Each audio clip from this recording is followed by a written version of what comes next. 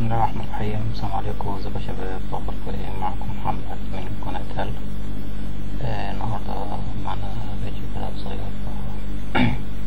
محبش يعني نتكلم بصراحة، بس يعني لازم نتكلم فيه. هو كده وفاة كبير مشجع الزمالك في الشرقية بعد الخسارة في السوبر. للأسف توفى وفاة الحاج أكرم لطفي كبير مشجع الزمالك في محافظة الشرقية.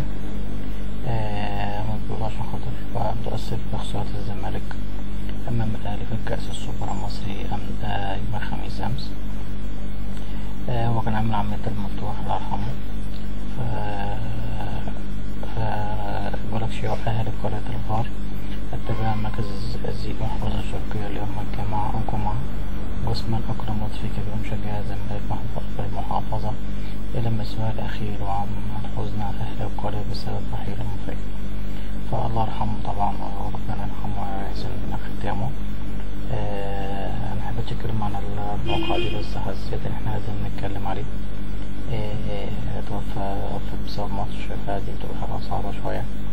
الله يرحمه وربنا يغفر لي ويرحمه ويصبرنا له. وربنا إن شاء الله يجعله في الجنات ويحفظه ويثبته ويغفر له إن شاء الله بإذن الله. ده بس كان فيديو صغير كده بتاع الحاج أكرم لطفي، ربنا يرحمه برحمته. شكرا لكم، سلام عليكم ورحمة الله وبركاته.